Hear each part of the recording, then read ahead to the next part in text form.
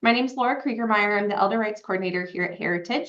The cases that we see that come into our agency oftentimes include individuals who are victims of elder abuse. So the history in Iowa, for more than 20 years, focus groups and older adult advocacy groups have worked to highlight the lack of focus on elder abuse against older adults in Iowa. Efforts were made, such as proposing language changes to existing laws, introducing new laws, and studies to highlight these disparities, such as the elder abuse pathways. Individuals even on this call were part of these focus groups and older adult advocacy groups. And like I said, this has gone on for a very long time. So everyone was very excited when this law was signed or the bill was signed into law. In 2017, these groups also worked to come up with some civil action for individuals or civil protections. The petition for relief from elder abuse was established. And I will talk about that a little bit more in a future slide. And in 2022, the Elder Abuse Law, Senate File 522, was signed into law. Why is this important? There is a growing population of older adults, especially in the state of Iowa. 1 in 5 by 2030 will be 65 or older. On the map there, you'll see most of our state is in the 20% or more range of individuals 65 and older by 2030. So this means that we need support, we need advocacy, and we need laws out there to protect older adults. 1 in 10 older adults have become victims of elder abuse. According to the National Council on Aging, approximately 1 in 10 older adults or Americans age 60 and over have experienced some form of elder abuse. Estimates range as high as 5 million elders are abused each year. So this is a very relevant issue. Only 1 in 24 cases of elder abuse are reported to law enforcement. Elder abuse is severely underreported. The National Council on Aging reports, like I said, 1 out of 24 cases. And this is because, many reasons. A lot of older adults might feel embarrassed or ashamed of reporting a certain crime. Older adults might feel that if they report it, that that individual will get in trouble. 9 out of 10 times the individual that is doing the exploitation or abuse is a family member or a caregiver, someone that they have a relationship with. So they don't want to get that individual in trouble. Or there's fear that they might end up in a nursing home or a higher level of care.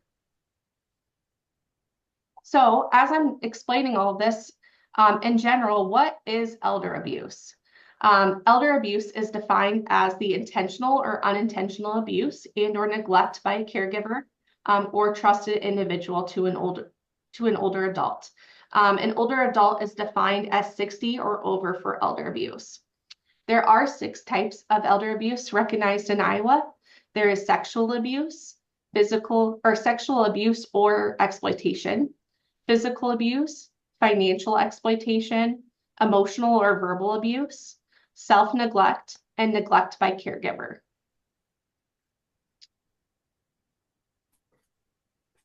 So Iowa's elder abuse law, on June 15th, 2022, Governor Reynolds signed Senate File 522, an act relating to older individuals, independent adults creating certain criminal offenses and criminal actions and providing penalties.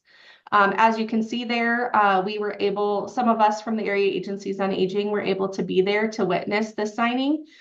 We were the last state in the nation to have an elder abuse law. So this was a very exciting thing to get into place there. So this was signed in Williamsburg, Iowa at Highland Ridge. And since then, we've been working to try to educate and spread the word about the elder abuse law. So what is new? Theft against older individuals is new to this specific law. It is for individuals, it's purposely directed towards an older adult, and there is enhanced penalties if someone is targeting an older adult. So if someone is financially exploiting someone because of their age or inability to care for themselves, then there can be penalties that range from serious misdemeanor to Class B felonies. The lowest offense would be fines, and the highest offense would be fines and up to 25 years in prison. The only case that has really been publicized in the media that I'm aware of was a case out of Dallas County, Iowa. This was the first one that brought charges under this elder abuse law after 7/1 of 2022. It was for a defrauded older adult under an ongoing scheme. It was charged, or the individual who was perpetrating was charged theft in the first degree against the older individual for property of more than $10,000. This was classified as Class B, ongoing criminal conduct, unlawful activity, security fraud, and general Class C. So those were the charges that occurred from this individual. We certainly are hopeful that more cases will become publicized, more people will come out and talk about their experiences with taking these, up with criminal charges. If anyone knows of any situations or anyone is interested in sharing, we'd certainly be interested to hear more about that process and to share more experiences under this law. What else is new? Older individual assault. So if someone is assaulted, that is an older adult, and that individual is assaulting that person because they know that they're elderly, have any kind of cognitive or physical deficits, there are increased penalties for that. This also comes with an extension of no contact orders. The penalties under this is the lowest is a simple misdemeanor, which is fines. The highest is a Class D felony, which is fines and up to 5 years, and can range to more depending on the habitual status. Meaning, so if this is a situation that's ongoing or has happened more than once, there could be multiple charges. Some definitions under this law. Older individuals, like I mentioned before, for the state of Iowa, older individuals means 60 or over. Understanding that 60 now looks very different from it when it did back when the Older Americans Act came out. People are living longer, people's health is overall better, there's advancements in technology and medical health for individuals. But this would mean that the individual would probably have some kind of either deficit physically or mentally that would make them at a disadvantage. Another term would be stands in a position of trust or confidence. So meaning that the person that is doing the exploitation is in a relationship of trust, lives with the older adult, so maybe a tenant or a roommate of some kind, or has legal or fiduciary relationship with the older adult. This would exclude individuals under state or federal law supervision. A caregiver, for the sake of this, means an individual who has a responsibility of the care or custody of the older adult. So this would be somebody who's expected to help with day-to-day acts or activities of daily living. So helping someone with getting dressed, helping someone take a shower, maybe taking them to appointments, making them meals, things of that nature. This could be either a formal relationship of caregiving, or it could be informal, meaning maybe you were a friend or a roommate or a family member who was doing the caregiving. Coercion, the definition for this means communication or conduct which compels an older individual to act or refrain from acting against the individual's will. So, basically being deceitful, making the individual feel like they need to maybe sign a document or assign you as a power of attorney, things of that nature. More definitions under this law. Undue influence. This means excessive persuasion by a person that causes the older individual to act or refrain from acting by overcoming an older individual's free will.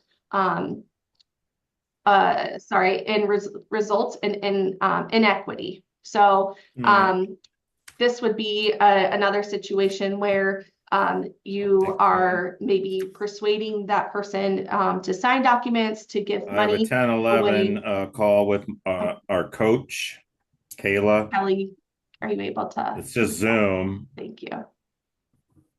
Okay. Thank you. Sorry about that. Yeah. Oh, Where's his where's his interview? hold on, guys. I'm sorry, I'm having trouble. Let's see here if that is the individual. Please mute your line if it's not already muted. They muted it. Okay. Thank you. Okay, Oops.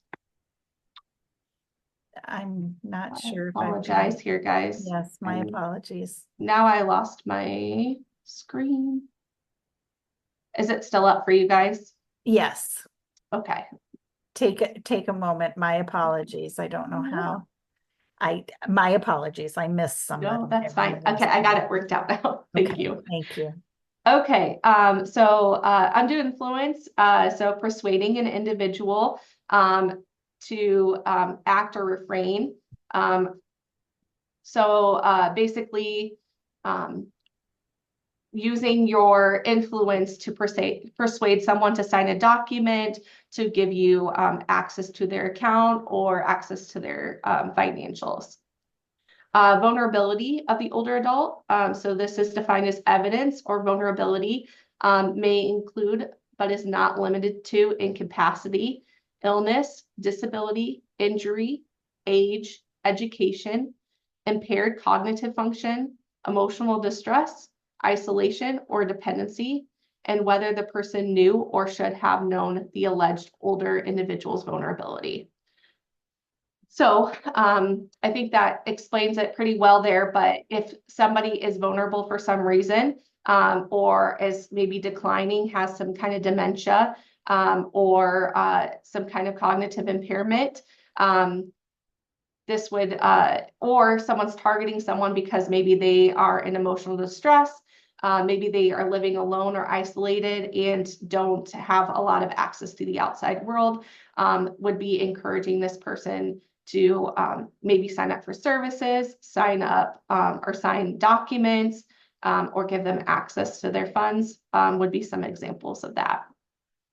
The person's apparent authority. So evidence of apparent authority may include, but is not limited to, status as fiduciary, family member, care providers, healthcare professional, legal professional, spirit advisor, expert, or other qualifications. So someone in an authority position that may be encouraging someone to sign up for something, as I said, or providing care, things of that nature, that would encourage them to trust that person because they are an authority figure.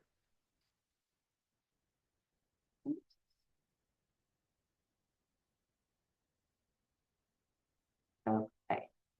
And then the person's actions or tactics. This is controlling necessaries of life, use of affections, intimidations, or coercion, or initiation of changes to personal property or property rights. So this is a person that might be controlling someone if they are getting their medications that they need, controlling intake of food or water. This could be, keeping someone from social activities, and using their relationship with that individual. So, maybe they make them believe that they're in a romantic relationship, or because they're a family member, they use those affections to deceive that person into whatever they are trying to do. The equity of the result, another definition.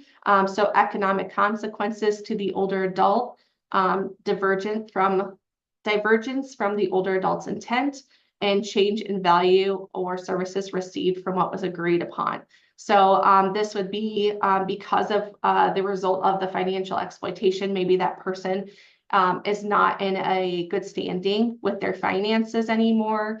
Maybe they had savings that were given away or scammed away from them, or they agreed upon certain services, or maybe agreed to will over a piece of land, but what really happened was there was a change from what was agreed upon. So that individual might have tricked them into signing over their house when really they thought that they were just signing a paperwork for a smaller piece of land, things of that nature.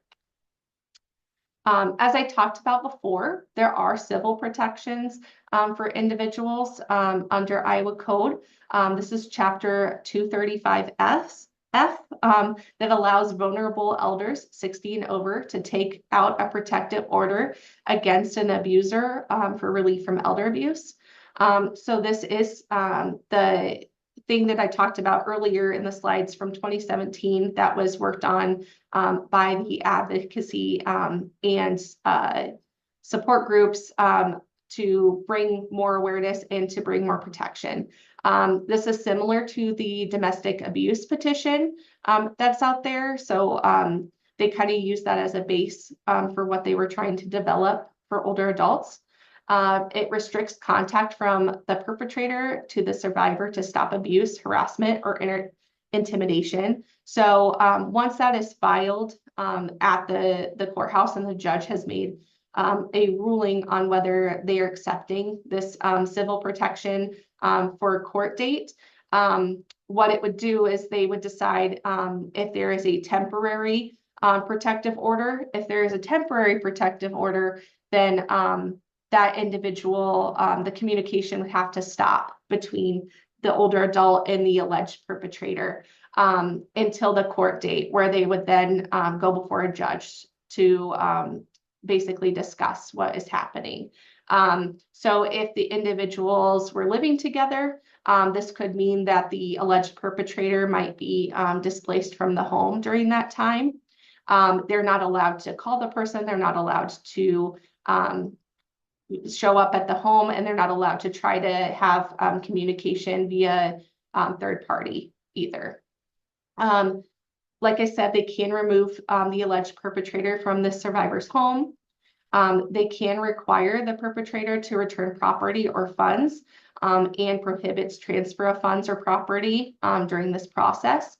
So if during the ruling or the judgment, the judge might decide on more than just a no contact order. They might come up with other stipulations from that hearing. And like I said, judge can choose other outcomes based on what is presented. They might decide, maybe that person is a power of attorney to the individual, and they are, deemed to be abusing or exploiting that person. They could choose to void out a power of attorney. They could choose to have further investigation done. It all just depends on the judge and what happens during that hearing. This is not always the best course of action. I would say when this first came out, there were a lot of individuals who were hesitant to do this civil protection because, like I mentioned earlier, most of the time the person that's doing the exploitation is a family member, a caregiver, someone in a relationship with that individual that they don't want to get the individual in trouble. Or there could be the worry that they would go to a higher level of care if they're not receiving care from the person, even though they're doing the exploitation. So I would say that this would be for certain situations where maybe the older adult could still take care of their own, they can still take care of themselves. They can still live at home alone They can still get where they need to go. They could still communicate in case of an emergency. This would not be a good course of action if that person didn't have a backup person or someone to care for them if that alleged perpetrator was removed from the home. So if this were someone who was bedbound or very reliant on another individual caring for them, you would want to make sure either there was someone that could take over that role or that there was there was a backup plan of some kind. This would not be, this is not a situation where getting the protective order in place and removing that person, that automatically someone would come in and take care of that person. So that's just something to keep in mind, that that wouldn't be a good course of action in those examples.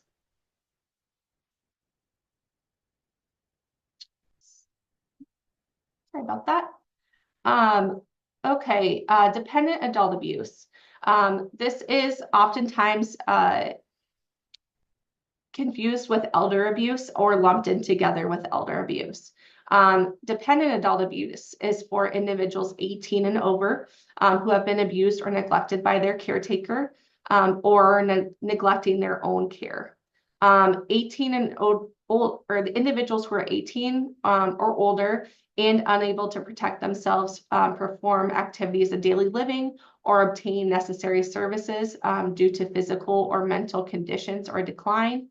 And for the sake of this definition also, the individual would have to have a caretaker, which means a related or non-related person who has the responsibility for protection, care, or custody of a dependent adult as a result of assuming the responsibility voluntarily, by contract, through employment, or by order of court.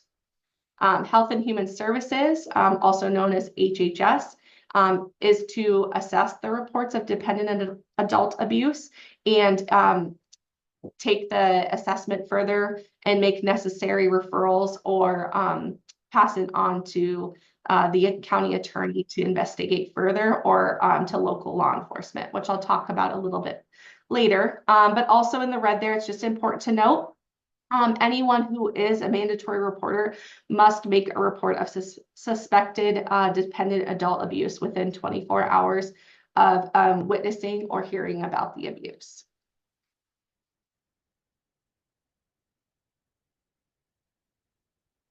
During the pandemic, there were a lot of changes that came from that. A good change that came out during the pandemic was Health and Human Services initiated a new department for adult protective services that was separate from the other departments for the first time. So prior to the pandemic, if someone called in a report of dependent adult abuse, the worker that would go out might be also going out and investigating child abuse cases. So there was a lot of individuals working for Health and Human Services that were wearing many hats and had to obtain a lot of information, not only about children, but also dependent adults.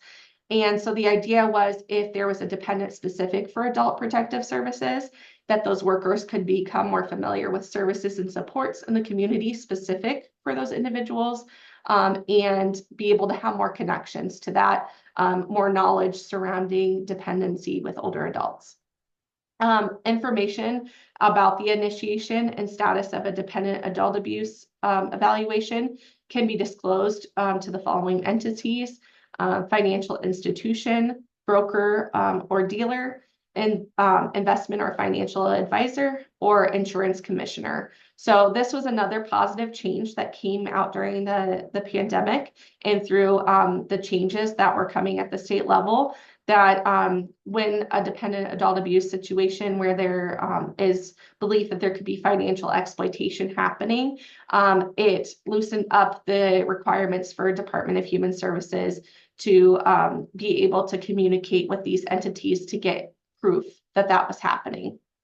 Health and Human Services can also disclose founded or unfounded abuse information with the above entities that I listed, and also to the Social Security Administration.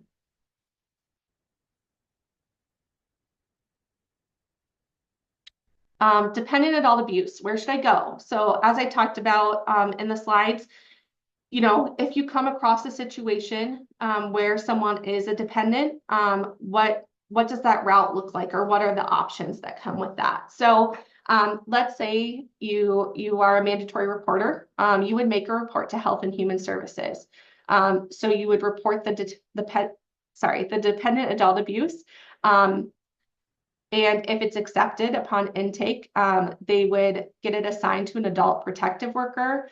And that adult protective worker would go out to the home within the time allotment that they're required and do an assessment for dependency. So they would assess, does that person have a caretaker? Does this person, if they don't have a caretaker, would they need a caretaker in order to be safe? You know, would they be able to call in case of an emergency, or be able to get out of their home in case of an emergency?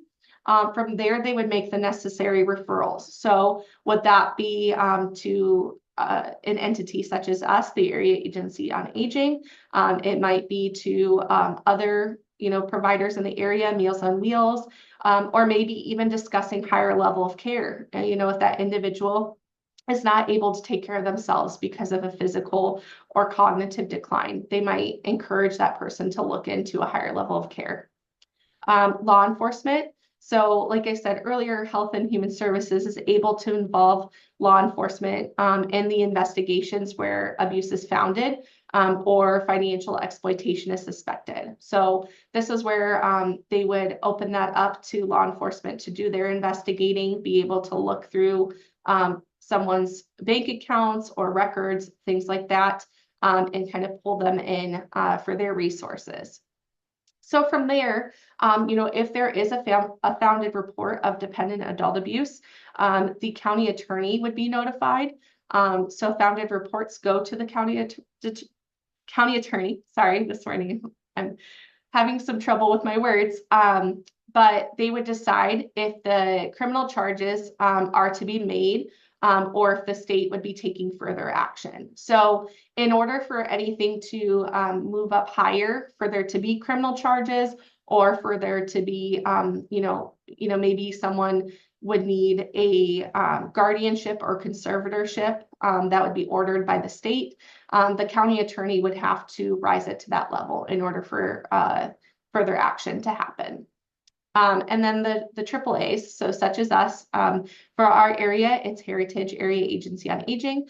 Referral can be made to us through this whole process, either at the beginning, at the end, wherever we land. We would help stabilize the situation by providing advocacy, funding in some cases, if we have it, and referrals to other supports and resources in the area. A lot of times we find individuals might just not know about local resources, might not know how to start or, you know, get an application going, maybe even need physical help with an application. Those are things that we could assist with during the process.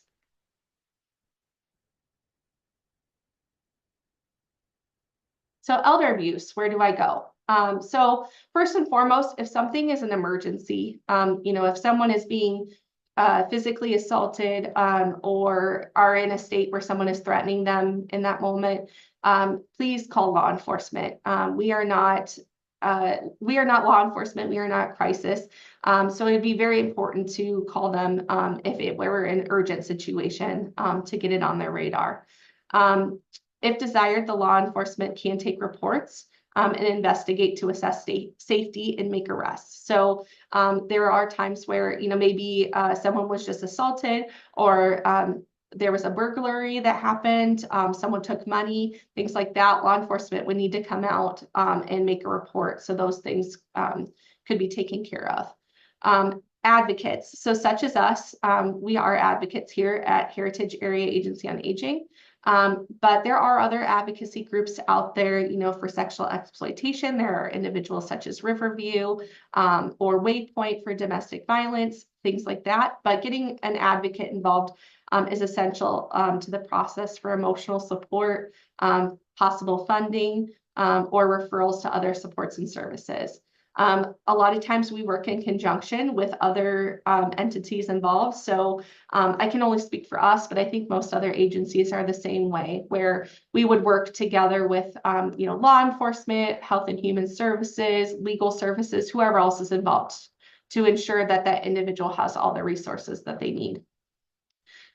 Legal services. So it's always a good idea to get legal consultation for services, court proceedings, or legal documents. So if you're ever in a situation where you feel that you don't know what your legal options are, maybe you feel like there's some documents that you signed that you don't quite understand, or maybe someone presented documents to you that you don't quite understand, it is always a good idea to get a lawyer or legal services involved. That is something that, they can do a legal consultation for services. They can help represent you at court proceedings, or help with legal documents such as power of attorney, guardianships, and other things that might arise during the process. Our agency can certainly help with making referrals to legal services. But there are multiple agencies out there that might be able to help someone. Civil protections, as I mentioned earlier, the elder abuse petition might be a good option for someone who is in a situation of elder abuse. The petition can be used in place or to place a no contact order against an abuser. Small claims court is also an option if criminal court is not. Again, I'm not an attorney, so that would be something that you would need to speak to legal representatives about further. But the elder abuse petition can be signed or filled out at the clerk of courts at any time. This can be filled out by the individual who is experiencing the abuse, or by a concerned party as well.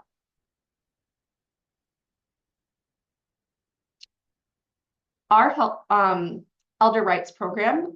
So we serve at-risk older adults here who are victims of abuse or neglecting their own personal needs. Our program is to identify the abuse and find ways to help reduce or eliminate the abuse. This is through consultation. So maybe someone just wants to talk about their options or see what options are out there. Assessment. So we can assess for what services and supports someone might need, whether they are neglecting their own care or maybe victims of abuse. It could be just trying to help get them set up with things that they might not, maybe they don't have proper nutrition, maybe they need some more eyes on their situation. So we would try to assess what are some things that we can do to help alleviate that abuse. Intervention, we might need to get individuals involved in the situation that have more power than us. We are mandatory reporters. We might need to make a report based on what we're seeing to Health and Human Services. Detection. So again, just overall seeing what we might be able to do or what we see through assessment. That could be, a situation where someone is vulnerable and needing more care. And then reporting. So as mandatory reporters, we would have to make a report if that person falls under the realm of dependent adult abuse.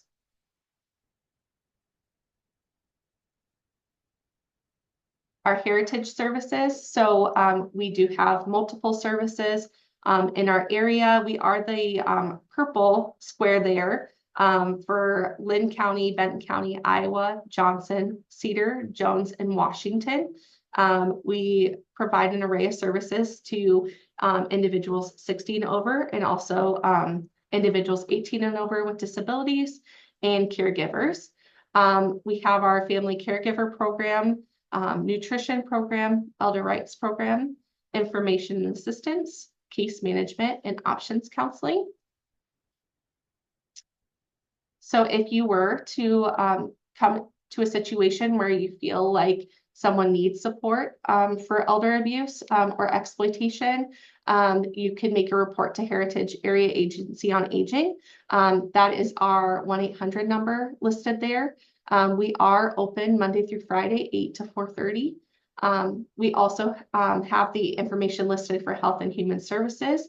They are open 24 hours a day, 7 days a week, including holidays. And that is their number listed there. So if you, again, were a mandatory reporter or come across a situation of dependency, it's always a good idea to make a report to Health and Human Services.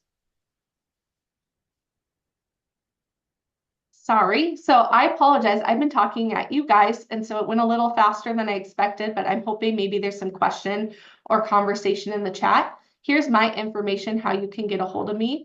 I'd like to make a special shout out and a thank you to our partners in the community, especially Len Sandler at the University or the U of I College of Law for being a good resource for information as this law came out and as I had questions. And we also used a lot of information from Iowa Legal Aid and the Attorney General's office. So please feel free. Like Kelly said, if you're not comfortable with talking about a situation, or maybe you have a referral or want to talk through a situation that you think we might be able to assist with, you can reach me directly at my email or phone number below, and I'd be happy to talk